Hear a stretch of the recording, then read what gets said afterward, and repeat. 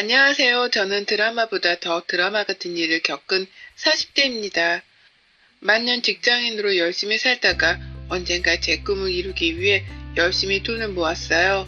저는 회사 생활을 앞으로도 몇십 년을 더 해야 한다고 생각하니까 너무 지겹더라고요. 그래서 많은 고민을 한 끝에 늦어도 40대에는 꼭 제 카페를 하나 차리고 싶었습니다.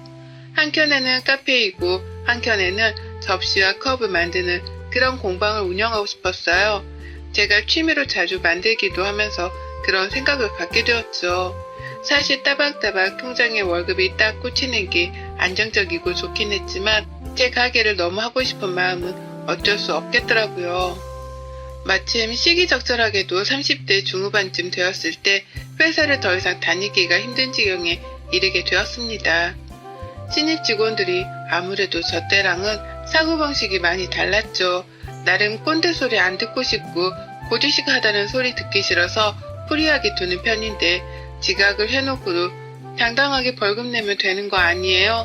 벌금도 내는데 죄송하다고 말까지 해야 해요? 이런 뻔뻔한 행동뿐 아니라 점심시간에도 본인 것만 딱 가지고 본인 자리에 가서 유튜브를 보며 웃으면서 먹더라고요.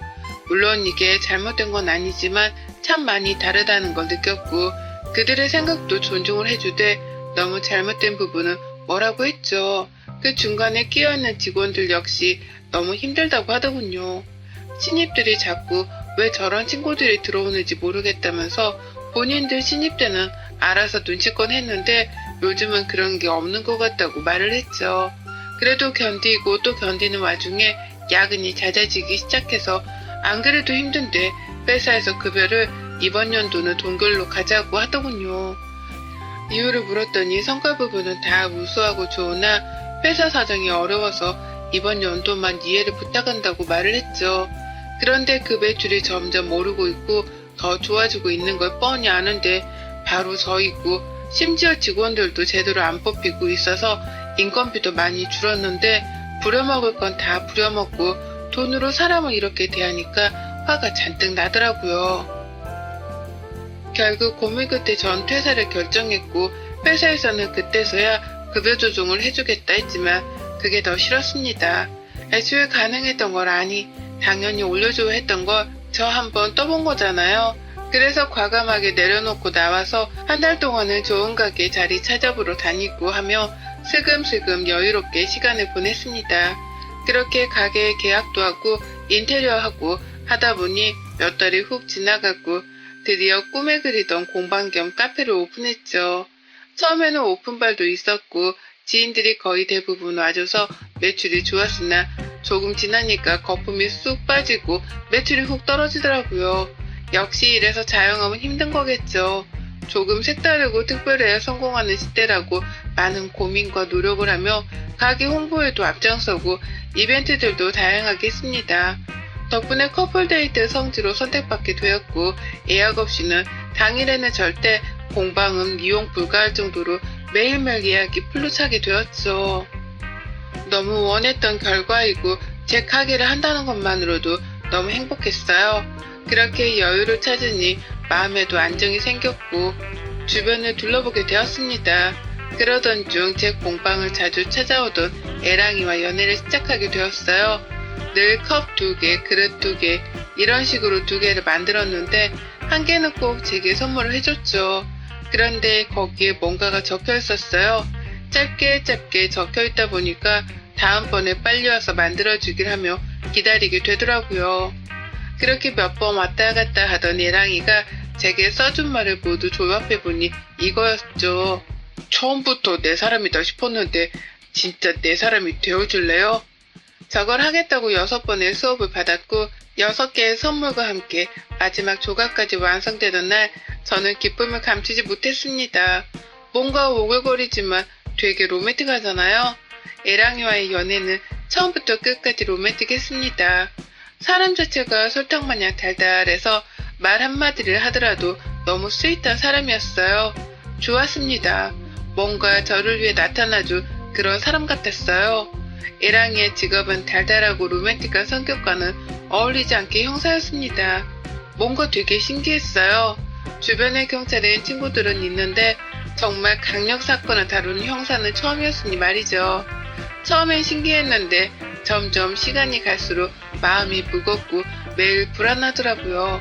애랑이 몸에 상처가 꽤 있는데 일하면서 다친 영광의 상처라고 하는데 그런 얘기를 들을 때마다 제 심장은 녹아내릴 것 같았습니다.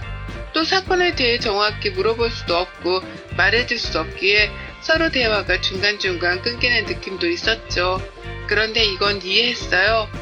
그러나 제가 걱정인 건 정말 저러다 크게 다칠까봐였습니다. 하루는 제가 공방도 쉬는 날이고 해서 겸사겸사 밤샘 근무하고 피곤할 애랑이를 위해 도시락을 잔뜩 만들어서 갔어요. 물론 다른 분들도 드시라고 양을 넉넉히 싸서 갔죠. 도착했는데 어디로 어떻게 가야 할지도 모르겠고 따로 약속을 잡은 게 아니라서 함부로 막 들어갈 수가 없더라고요. 급히 애랑이에게 전화해서 우선 1층으로 얼른 데리러 와달라고 했고 그렇게 애랑이의 도움으로 들어가서 도시락을 전해주고 팀원분들과도 인사를 나눴죠. 저도 식사를 하기 전이라서 같이 도시락을 먹으면서 이런저런 대화를 나눴는데 오히려 대화를 나누고 다녀오고 나서 마음이 더 무거워졌습니다. 위험한 일이 굉장히 많아요. 다치거나 하는 일이요. 아휴, 모르면 몰랐지.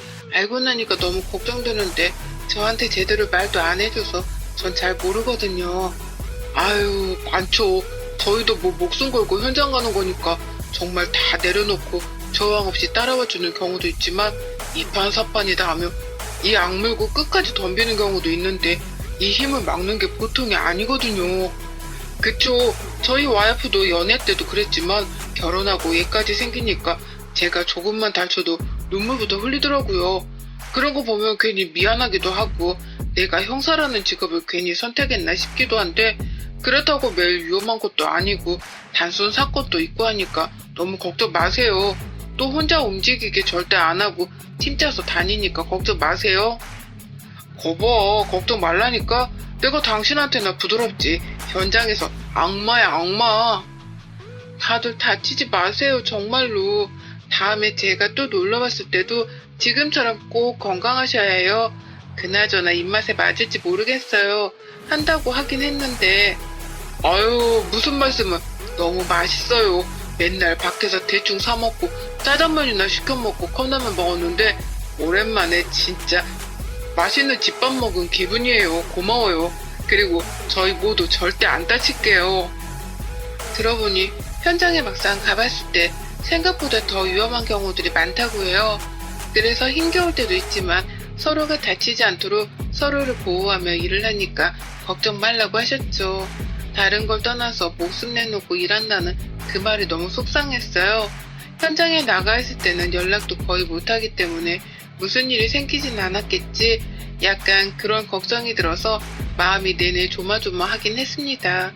근데 또 사람은 적응의 동물이라고 이런 연애를 1년이 넘도록 하니까 약간 내성이 생긴 건지 어느덧 저도 화이팅하고 나쁜 놈 딱 잡아 그냥 알겠지? 라고 하게 되는 여유가 생기더라고요. 애랑이는 늘 제게 본인을 걱정하며 마음 졸이는 걸 알기에 중간에라도 연락을 아주 짧게라도 남겼습니다. 예를 들면 나 괜찮아, 밥 먹어, 걱정 마, 이런 식으로 말이죠.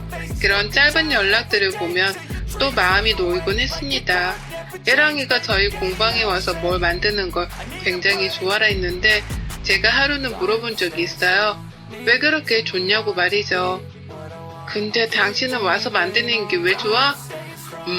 내 일상은 시끄럽고 험하고 사건 사고들이 멈추지 않은 곳인데 여기 당신이랑 조물조물해서 뭐 하나씩 만들어낼 때면 뿌듯하기도 하고 그 순간만큼은 머릿속이 아주 조용해서 좋은 것 같아.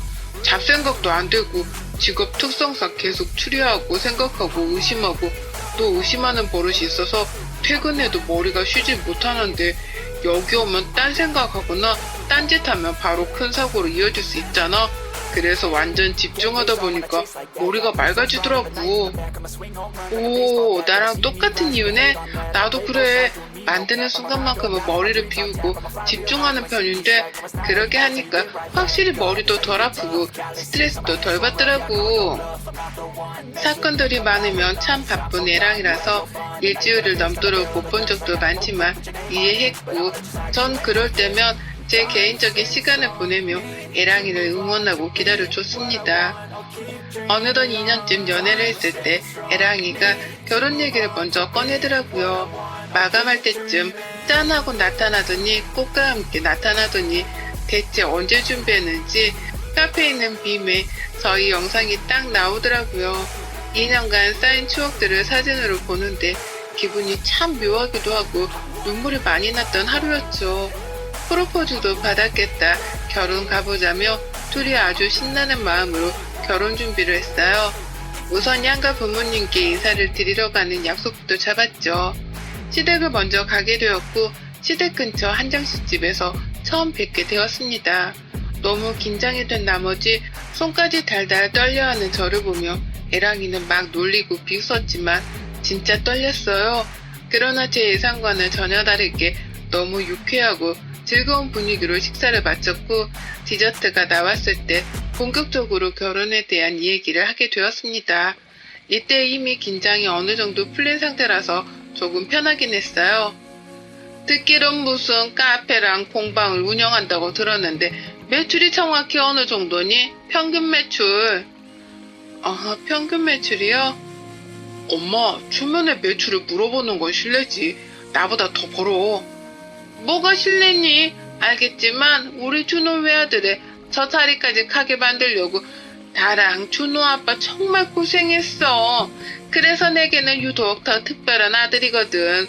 그러니까 결혼하고서도 서영이 너가 우리 준호 내조를 잘해줬으면 좋겠다.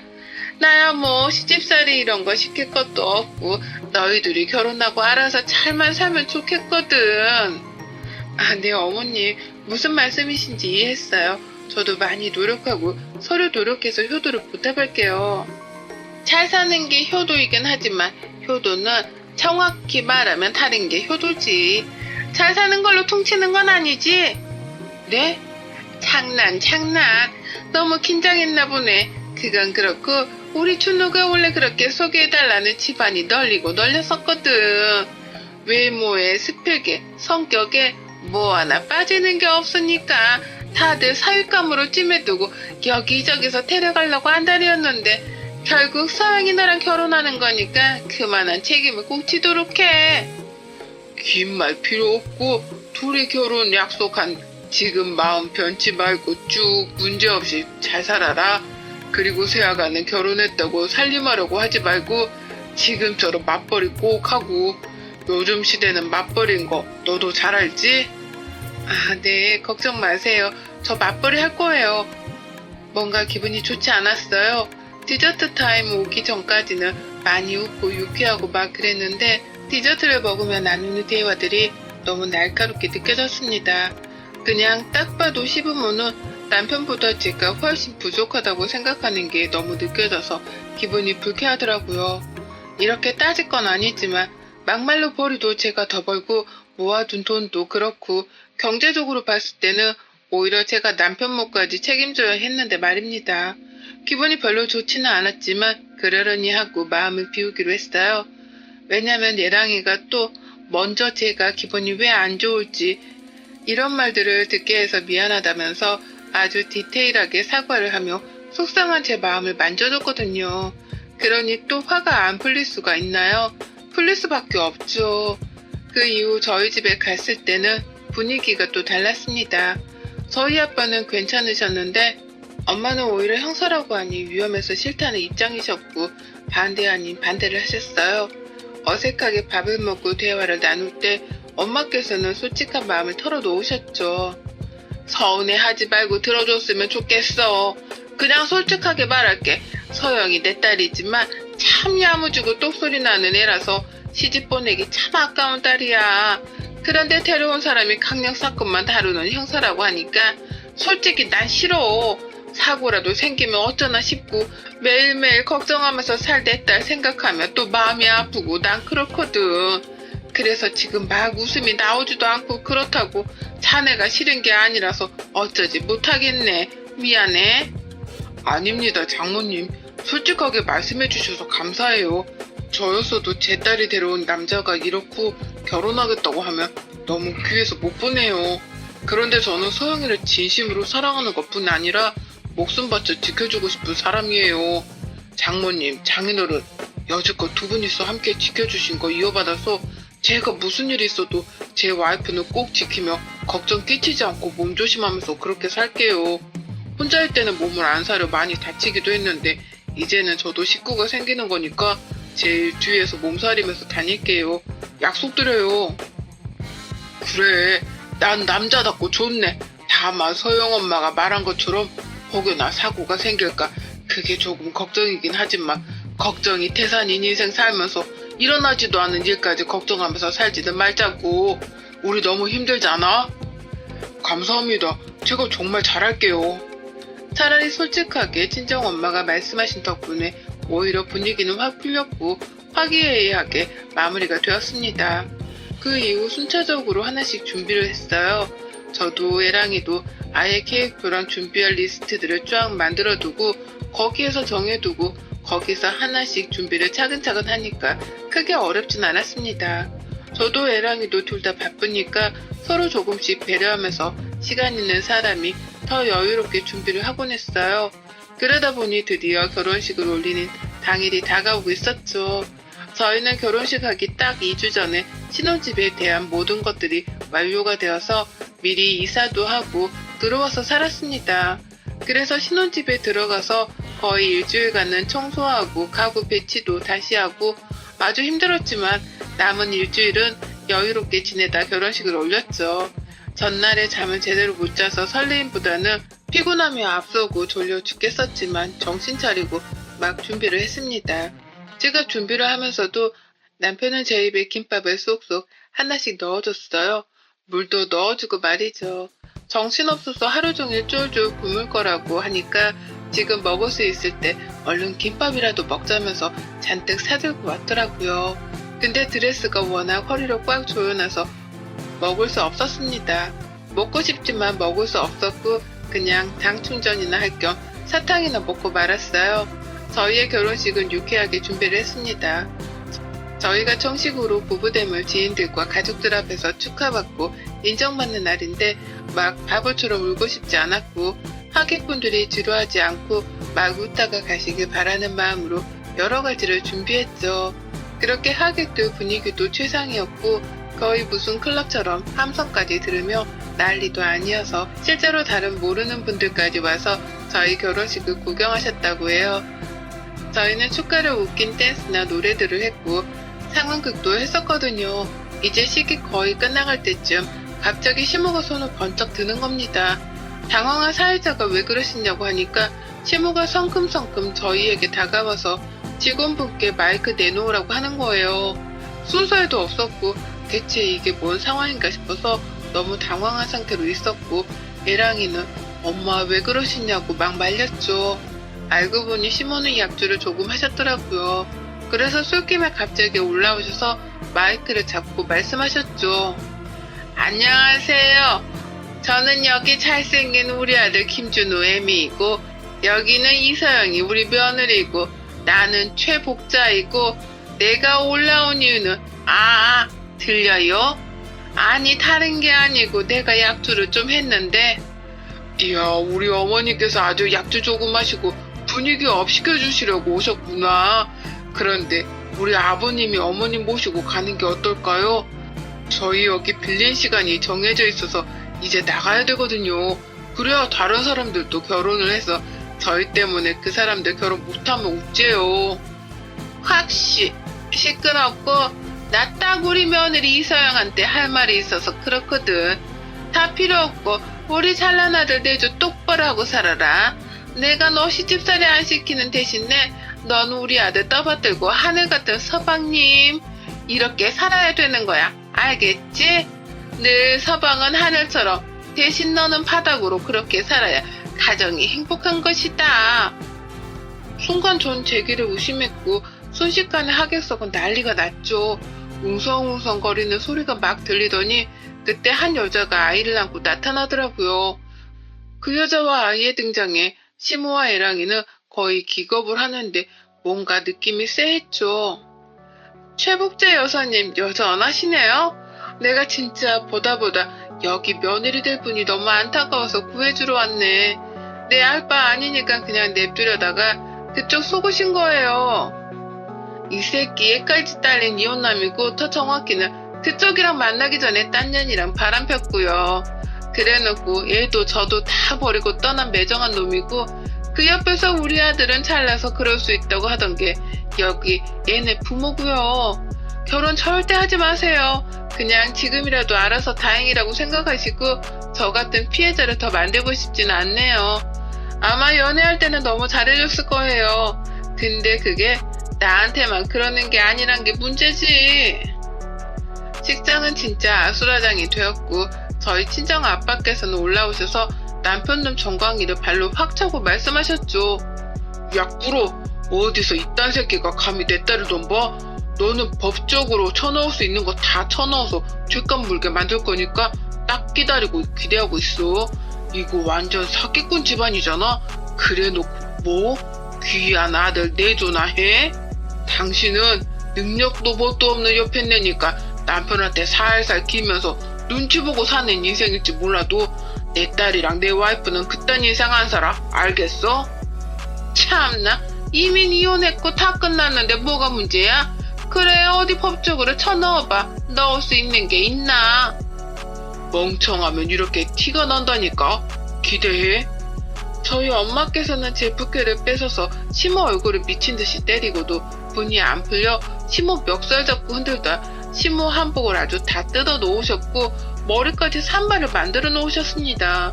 그리고 애랑이야 뭐 코피까지 터졌고 이후 아빠 지인분 로펌을 통해서 진짜 넣을 수 있는 죄란 죄는 다 테트리스 하듯 껴넣어서 고소를 해버렸고 벌금도 꽤 많이 내고 기록까지 남기고 동네방네 소문나서 얼굴도 못 들고 다니고 결국 저 인간 이 문제 해결하고 잠수 탔더라고요. 어떻게 보면 제가 참 불쌍하게 보일 수 있지만 전 차라리 그때라도 알아서 다행이라고 생각을 합니다. 더 빨리 알았으면 좋았겠지만 그냥 생각하지 않으려고 노력 중이에요. 하루하루를 더 열심히 살면서 저한테 집중하며 그렇게 살고 있답니다. 여러분도 힘든 일이 있으시거나 견디지 못할 만큼 버겁게 느껴지신다고 너무 우울해하지 마세요. 저처럼 극복할 수 있습니다. 여러분의 생각은 댓글로 남겨주세요. 오늘도 시청해주셔서 정말 감사합니다.